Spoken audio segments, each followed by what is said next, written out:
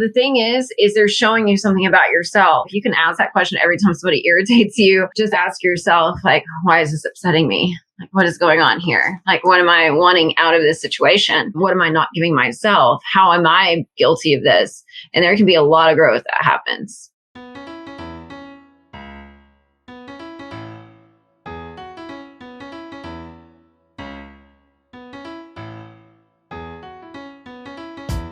%83 of Americans identify as not very happy, which can hold you back and negatively affect your relationships and your business.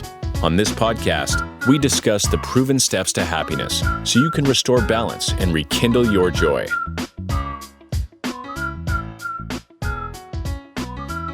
Welcome to another edition of How to Be Happier for Entrepreneurs.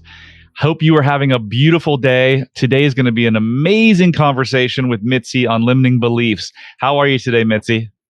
I'm doing great. Thank you. Thank you for having me. Awesome. So we're going to hit right off the bat with a great big old question here. Can you explain what a limiting belief is and how we might identify one in our own thinking? Oh, great question. So what is a limiting belief? It's something that limits you. And how can you identify a limiting belief in your life? Like, know that you have one? Yep. Well, you have a problem. If you have a problem in your life, you have a limiting belief that's behind that problem. Okay, let's dive more into that. So a limiting belief is anything that limits you. Can you give us some examples and maybe even some in your clients or in your life that has hindered you or held you back? So when I say limit, what I mean by limit, first off, I want to define that, is that anything that can limit you from peace, joy, happiness, alignment, enlightenment, that kind of, that limit. But it limits you towards anything. So like what I mean by a limit is like thinking, oh, I have to do residential real estate before I can do commercial real estate. It's not true. I have to have money in savings before I can invest in real estate. Not true. Like I have to have a degree to make over 100,000 a year. Not true. It's just a belief that's just not true that you've chosen to believe to be true for yourself. So it can be in business, it can be personal, it could be I don't deserve this certain spouse or I don't deserve this certain partner. Do you find that often as well? Yes. Well, I thought because I left my last spouse and they were good to me, that this new person that isn't that good to me is what I deserve now. So they got this belief that's limiting them for true love because they're punishing themselves with their current partner because they weren't as good to their past partner. Interesting. That too. So if someone were to say that we're listening, like we're curious if they had a limiting belief, how would someone know if they had a limiting belief or not? It's really hard for someone to actually see it themselves because most of the time it's a blind spot. So you can't see it. It's like reading the label from inside the jar. You're not going to be able to do that. And this is why it helps to have a coach. Like a lot of my limiting beliefs, I had no idea were my limiting beliefs until someone else pointed it out. And that statement that says at first, truth will piss you off, but then it will set you free. Yeah. Yeah. It was like one of those. It was like a slap in my face. Like, oh, you just don't believe you're lovable. And I'm like, yes, I do. Blah, blah, blah. And then it took some time and I was like, that's true. I don't, and so it was like, it took some time to process it. And I think limiting beliefs may take some time for somebody to process it because that's what's the foundation for their life right now. So I had the same issue for like 47 years. I lived this lie trying to be someone who I wasn't, right?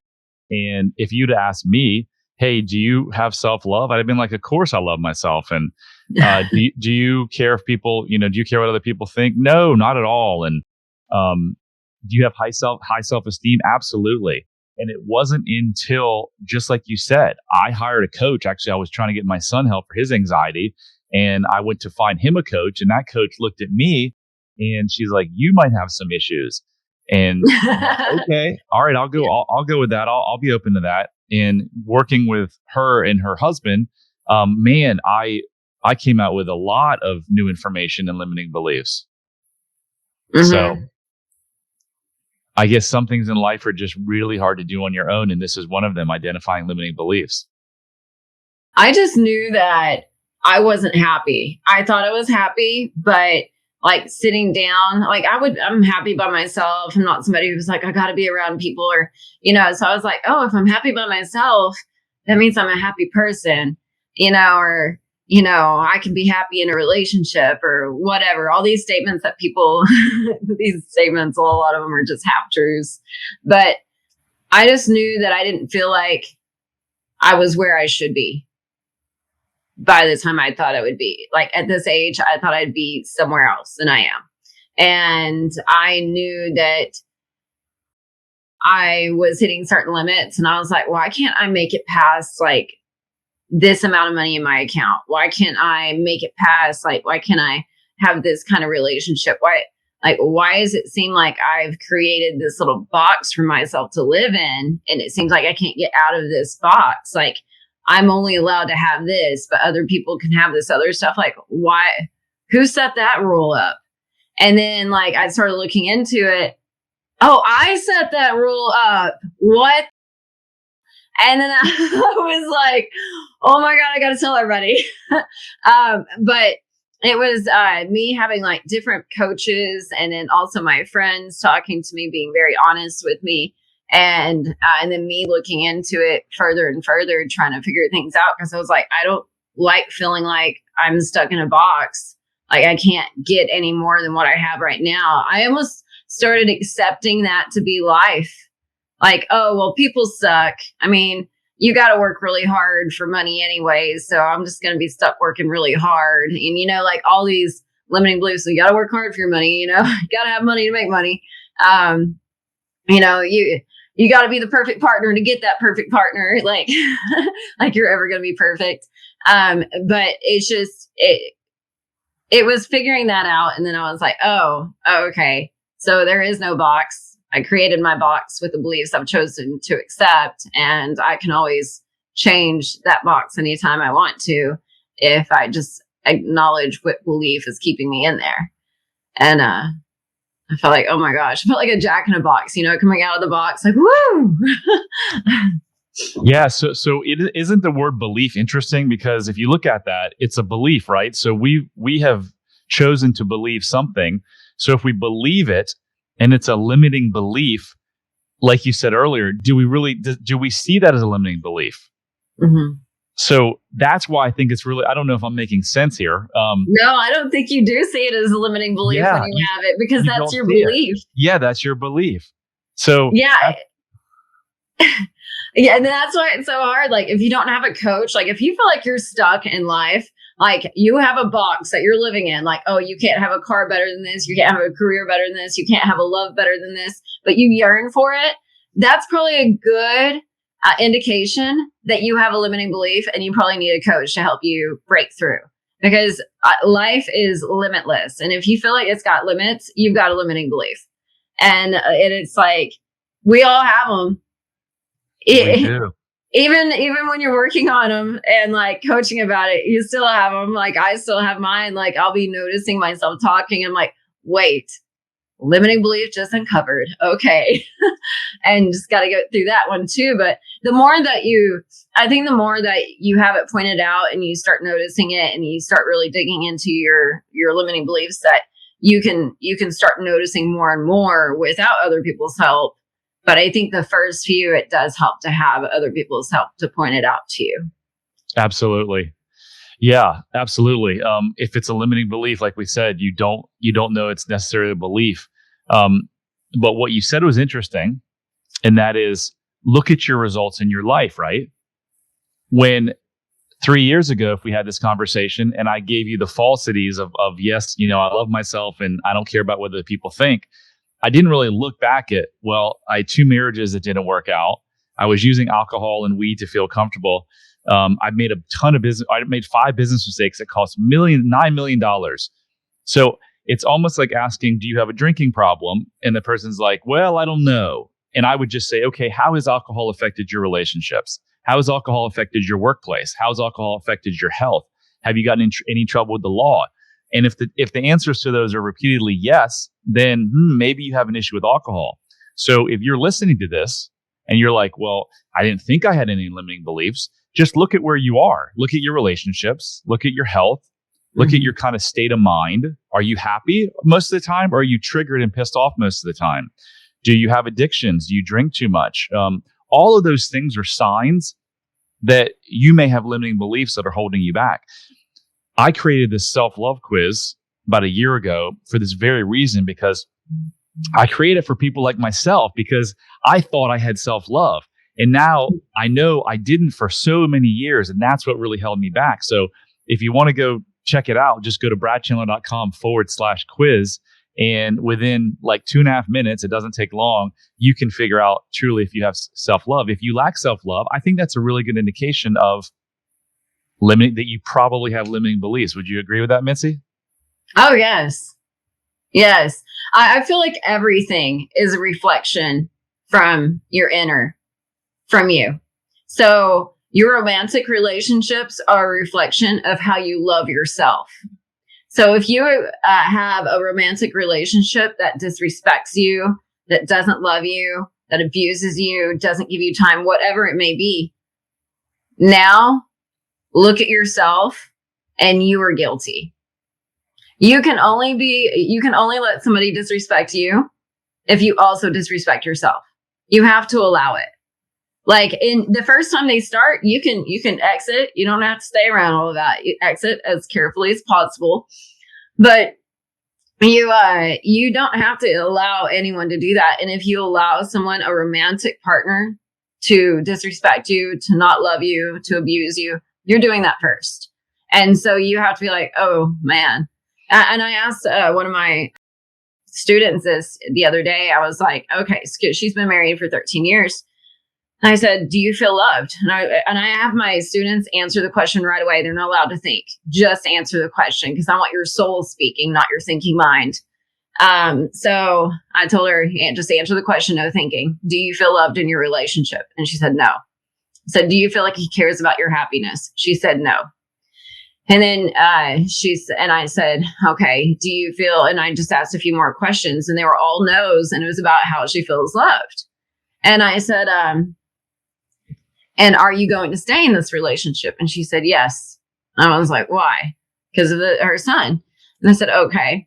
And I was like, so why do you think it's okay to sacrifice your life and your ability to be and feel loved? Why do you think that's okay? And she just sat there and she was like, well, I don't want my son to be out of a broken family. And I was like, so he just gets to watch his mom not be loved. What kind of message do you think you're giving him? Yeah. And it's like, but really it's all from the inner. So like how abundant you feel on the inside, you're going to show it on the outside. How you feel love about yourself, you're going to show it on the outside. So if you're like, no, it's everybody else's fault or everybody else sucks. You know, the thing is they're showing you something about yourself.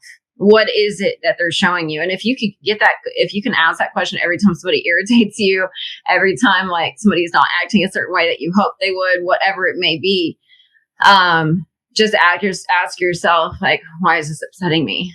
What is going on here? Like, what am I wanting out of this situation? And what am I not giving myself? How am I guilty of this? And there can be a lot of growth that happens. Yeah. Wow. You just dropped a lot of gold nuggets there. I love what you said about disrespect. I'm going to say it a little differently, but it's the same exact way. I'm just going to let the listeners hear it a different way. Can anyone really disrespect you? Or are you disrespecting yourself? I don't personally think anyone can, quote, disrespect you. How can they disrespect you if you don't allow them to? But what you said, Mitzi, was if someone mistreats you and you allow them to continue to mistreat you, then you're the one disrespecting yourself, not the other person. Sure, certainly yes. They have a part to play, but you need to step up and do what's right for you and your family. And wow, I mean, how many people out there? I have close friends who've been in relationships now for, I think, going on 25 years with children, and their marriage is just horrific. And they're like, no, we're doing it for the kids. But yet they're yelling and screaming that they hate each other. I'm like, no, you're not doing anything. You think you might be doing that for the kids, but I believe that the greatest gift that any parent can ever give a child is to teach them how to break the multi-generational curse that we're all involved in. And that curse is simply our parents passing down their stuff from their parents and their parents and their parents, where we lack self-love. And how do you do that? How do you give your child that gift of breaking the multi-generational curse? Well, you've got to teach a child how to love themselves unconditionally. That student that you just spoke about, Mitzi, is she loving herself unconditionally? No chance. So let's stay together so that my son doesn't see a broken home. But just like you said, I'm just using different words. You're teaching your son how to not love himself unconditionally. So guess what kind of relationship he's going to get into when he's of age? The same exact thing. And it's just going to repeat itself over and over and over again. And if you look around the world and you want to trace back every single problem we have, it comes back to this multi-generational curse and this lack of self-love. It really does.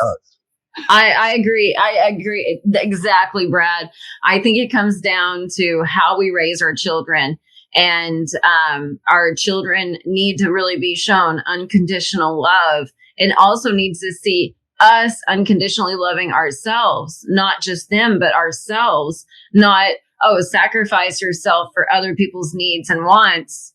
I wish that would stop, the moms who are doing that and showing their daughters, as a woman, you just sacrifice your needs and wants. And as a man, you sacrifice your needs and wants, and you just do that for the family. It's like, what is the point? Like, I don't understand what we were trying to teach there. But I think, oh gosh, I just totally went off. I'm thinking of so many things right now. But with relationships, they're very important to show your children love.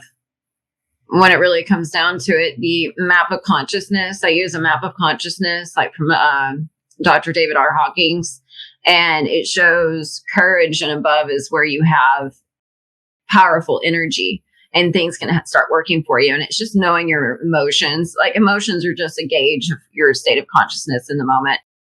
And so love and above is when you can have miracles and you can have wonderful healings and all kinds of things start happening. And if we actually operated from a place of love, we would be so powerful and just bringing in abundance and healing and love and all the stuff that we're all wanting. And it's the things that we make excuses to do other things, not to give ourselves the one thing we're really after. Like, we're after that Lamborghini because we want us to feel better. Anything we're after, we just want to feel better. And if we just could start in the household and love each other and show that unconditional love and show, hey, I've got boundaries, I've got standards, I love myself, I'm going to walk away when I'm not being loved. And your child sees that, guess what? They're going to do the same thing. And then, because sins of the father are passed down to the children. We pass down our programming, we pass down our habits, our limiting beliefs. And it's like, okay, now you get to deal with it since I didn't deal with it. Yeah. People often say, alcoholism runs in my family. And I'm like, no, it doesn't. Alcoholism doesn't run your family. What runs in your family is the trauma and the limiting beliefs that are associated with the alcoholic person. There's no alcoholic gene. You don't have any alcoholic genes. So stop making that as an excuse. The real reason is because of how you were treated. So how do these let's talk a little bit more, Mitzi, let's talk a little bit about how these limiting beliefs are created in us. Oh, where do they come from? So when you're a baby, for the first 7 years of our lives, our mind is like fertile soil, just waiting for any seed. And you know how the Bible says, reap and you reap what you sow. Well, most of us don't even know it was sowed. It was sowed when we were too young to know. So we are wonderful beings in that the first 7 years of our lives, we're able to learn so much by just watching and observing instead of having to have everything explained to us. So these seeds are being thrown at us from our parents, grandparents, teachers, friends, and there is no analytical mind to say, should I believe this or should I not? It just all gets accepted. So by the time you're 7 years old, you got a jungle going on in there, and you are reaping what you're sowing, but you have no idea what's been planted. And so everything in your life, you are reaping what's been sowed. So if you don't like something, there may be something else that you need to plant. But most of it is for the first 7 years, you were programmed. And then after that, you're still being programmed. You're constantly being programmed. Just you at least have an analytical mind that can determine if you want to accept it or not, unless it's some kind of brainwashing tactic, which that's still out there too. It's pretty interesting. I forgot what it's called. I think it's a guy named Simon or something, but he will touch people and say certain words at certain times and brainwash them, like right there in front of them, make them want something that they didn't want before. So, but that's programming, and you get your beliefs just off of that. So until you're mindful, until you're aware, you're just reaping what everybody else sowed for you. Yeah. So if someone makes you feel inadequate, if someone makes you feel not enough, if someone tells you point blank, because I've heard parents tell this, you're not going to amount to anything. I wish you were never born. Just terrible stuff like that. Your brain as a 6-year-old, there's no logic. It's all emotion. So you've got to try to make logic of it. So you go to, oh, this is happening to me for a reason, right? I must be bad. And that's what creates the limiting beliefs. Certainly for me, it was. I used to tell my second wife quite frequently how unintelligent I was, and it was me not feeling enough. It was a limiting belief that I wasn't smart enough to get where I wanted to go. So yeah, good stuff. So what's your story, Mitzi? How did you get to where you are, and what was your programming like? Well, I grew up in oldest of 5. An abusive household. My mom was abused, and then she didn't do any work for healing. And so she, of course, became the abuser. And because she didn't abuse us the exact same way she was abused, she thought she was better. So she did just as much damage to her kids as her mom did to her. If not, sometimes I think worse. But my mom was an extremely hurt person, so all she knows how to do is hurt people, unfortunately, still to this day. So I have to keep a very distant relationship from her, but I have tried. So I don't know if my dad is. My brothers and sisters, we all have different dads, and I was pretty much the mom. So I had to take care of all of them and a lot of people thought my mom was an alcoholic or a drug addict while I was growing up. No. She didn't. It would have been so much better to say she was on drugs and on alcohol, but no, she was horrible sober. No, I shouldn't call her horrible. She is a very, very confused, hurt person. And unfortunately, unhealed people can be very dangerous people. And she falls in that. She is so unhealed and hurt. She's a dangerous person. Now, if you asked her if she was dangerous, she'd be like, no, I'm not dangerous. She is. Be careful. But you, so growing up, my mom was awful. So she would say things to me, and it was just because she was so hurt. She would tell me that I ruined her life by being born. She would lock herself into the bathroom and act like she was killing herself because of me and how I ruined her life. And nothing would be happening for her she would just have a breakdown. Anytime anything was going good, my mom had to sabotage it. So I noticed she had an upper limit to happiness. And I felt really bad for her because of that, because even as a kid, I could see it. Wow. But she was extremely physically abusive. So if she got really upset, she would just immediately start hitting or throwing stuff.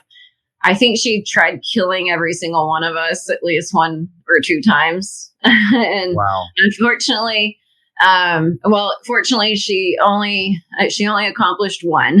So,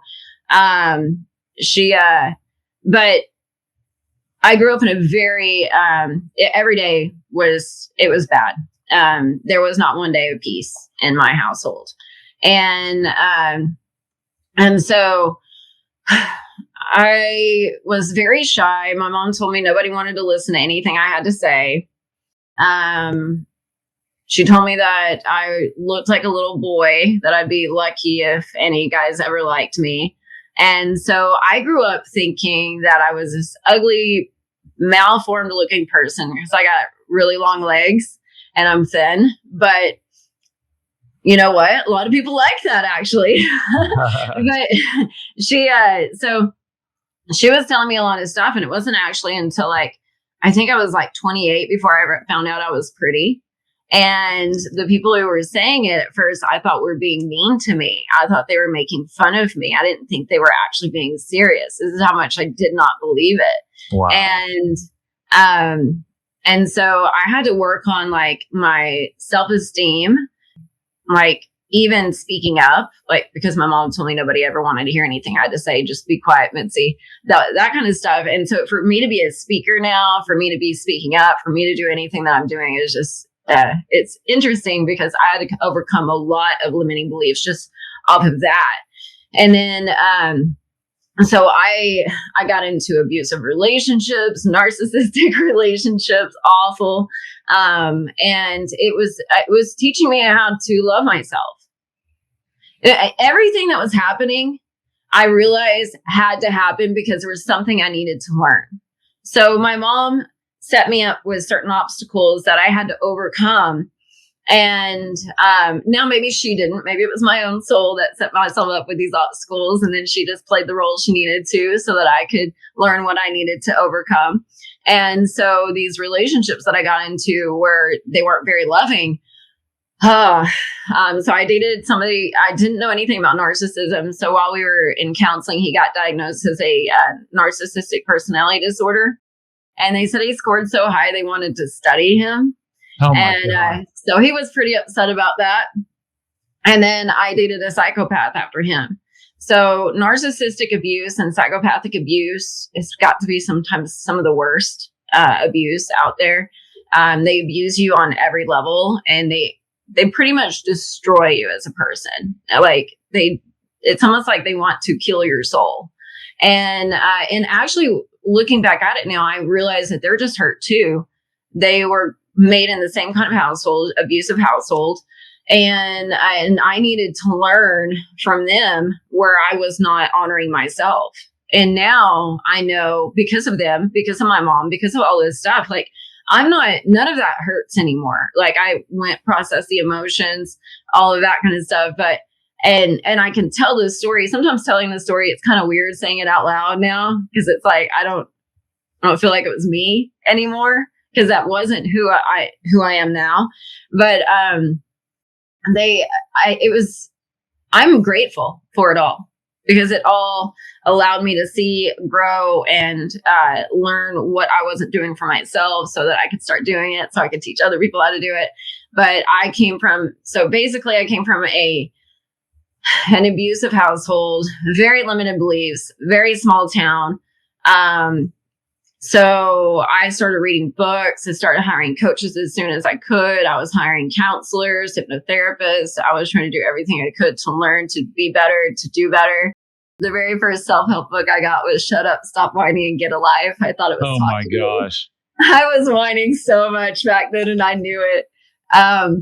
So Mitzi, you had just about every single strike against you, right? You had physical abuse. You had mental abuse, which oftentimes is worse than physical abuse. Yeah. You didn't know who your father was. So the little girl is saying, "Where's my father? He must not be here because something's wrong with me." And certainly my mom is telling me that. You also were given the role of caring for your siblings. So can a child play the parent role effectively? Never, right? So your little brain is telling you, "I can't do this. I'm a failure." So this had a tremendous impact on your life. And now you've changed. I mean, I wouldn't have had you on the show if you were the old Mitzi, right? You have done the work. You have changed. Your life is thriving now. You have a very successful real estate business. You coach people now that have gone through the same traumas and pain as you've gone through. Some people don't do that. So what you said, these people were put into place for you to learn. I get that, and I agree with that. But what advice can you give to people who are like, "Man, I'm in a bad place, and either I was just as bad as a child, not you were bad, your situation, or it wasn't that bad, but they're in a place right now that they're not happy with." What should they do instead of just carrying on? Because so many people just carry on. They take what they were given as a child, and they just stay in these miserable relationships and just live a really, really unjoyous, unfulfilled life. I had to start to get to know myself. I had to ask myself, what makes me happy? And get really serious on knowing what that stuff is, like what actually really makes me happy. And I started learning about the subconscious mind and the reticular activating system, how the mind worked and all of that. But I would say, ask yourself what makes you happy. Start writing it down. Start doing more of that. Yeah, and you and I both know that what you went through as a child was big T trauma. That's major trauma, right? But you can be in the same situation with little things happening to you. It doesn't have to be something outrageous. And whether you have little trauma or which is like your sister coming home from the hospital and you think your parents love her more than you, those little traumas get buried in our subconscious mind. So unfortunately, we're going to have to end here soon. We could talk about, I know you and I could talk about this stuff for 24 hours. We just absolutely love it. And the spiritual stuff you started about, oh my gosh, maybe that's another conversation for another day. But anyway, we go through these tough times, and you went through some terrible tough times. And these beliefs that we started this conversation with are around the limiting beliefs. They're buried in your subconscious mind. So like me and so many millions of human beings on this planet, billions probably, they have no idea that those beliefs are buried in them and they're driving the behavior, just like you didn't. Why did you get with a narcissistic person? Why did you get with a psychotic person? You had no idea, but there were beliefs in you that were like, you are no good, and or whatever those beliefs were. So that's a huge thing. You've got, like you said, you've got to get to that unconscious brain, the subconscious brain, to figure out what are those thoughts driving your behavior. So Mitzi, what do you do now? How do you help people get from where you were to where you are today? And how do people reach you? I help people stop sabotaging themselves and live the life that they really want, their ideal life. So break through those upper limits, identify them, work through them, process them, and keep on raising up so you don't live in a box anymore. So how to get a hold of me? You guys can get a hold of me at mitzidyane@gmail.com, and it's MITZIDYANE. And then you can text me. It's always best to text 903-372-7189. And it's scrolling along the bottom here too. 903-372-7189. Mitzi, what did I not ask you that in closing you think would be really helpful for people to know? If you want to know how many limiting beliefs you have or how much limiting belief you have, try to stretch. The tighter you are, the more limiting beliefs you have. Love it. And the more emotions you're holding on to. Love it. Good stuff. Guys, if you like the podcast, please go ahead and like it, subscribe it, share it, whatever you want to do to get the word out there. We're trying to help 1 million people end their suffering and find ultimate happiness. So I need everyone's help in doing that. Mitzi, thank you so much for being on the show. That was awesome. Thank you. Thank you for having me, Brad. Till next time, love heals all. Hit subscribe if you don't want to miss out on more life-changing content. And if you're struggling, you don't have to. Go to bradchandler.com/contact. There, you can join the Facebook community of like-minded entrepreneurs, and you'll see a button to schedule your freedom and happiness call. See you on the next episode.